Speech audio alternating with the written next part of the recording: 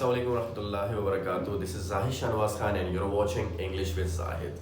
हम अपनी वीडियोस के अंदर छोटे छोटे स्ट्रक्चर आपको सिखाते हैं क्योंकि छोटे छोटे स्ट्रक्चर से इंग्लिश सीखना आसान होती है। इंग्लिश सीखने के मुख्तलिफ तरीके हैं, जिनमें से एक तरीका ये है कि आप छोटे छोटे स्ट्रक्चर को सीखें, उनकी खूब प्रैक्टिस करें, फिर उन स्ट्रक्चर को आपस में जोड़ के आप पूरी कन्वर्सेशन कर सकते हैं या कोई डायलॉग तैयार कर सकते हैं।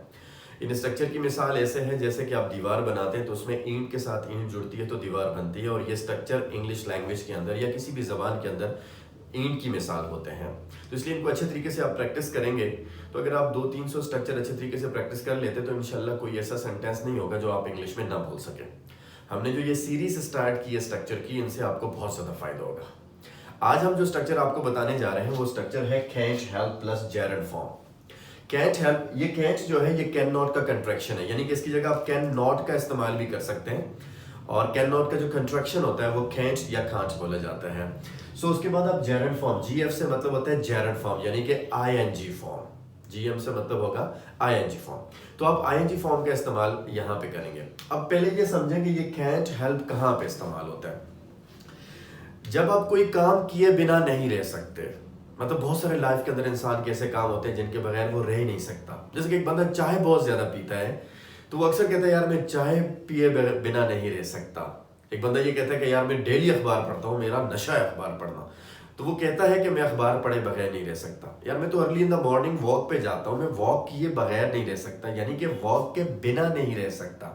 जिस काम के बिना आप रह नहीं सकते, यहाँ पे आईएनजी की शक्ल में वो काम लगा देंगे जिस काम के बिना आप नहीं रह सकते। अब एक सेंटेंस देते हैं, देखिए पहला सेंटेंस लिखा हुआ है I can't help eating fruits, मैं फ्रूट खाए बगैर नहीं रह सकता।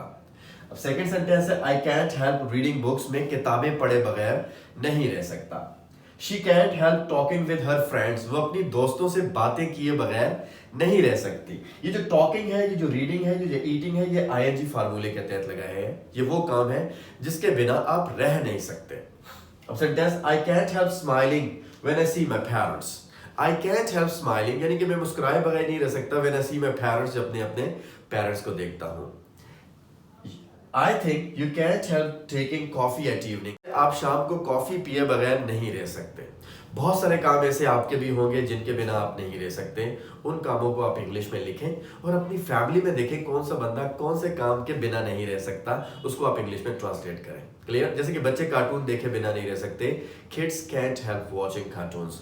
मेरी अम्मी जो है वो कुरान पाक पढ़े बगैर नहीं रह सकती। My mother can't help reciting Holi Quran daily. ठीक है, मेरे अब्बू जो है वो न्यूज़पेपर पढ़े बगैर नहीं रह सकते। My father can't help reading newspaper, मेरे अब्बू अखबार पढ़े बगैर नहीं रह सकते। दुनिया में जो भी काम किए बिना आप नहीं रह सकते, आप इस स्ट्रक्चर से आराम से इंग्लिश में बना सकते हैं।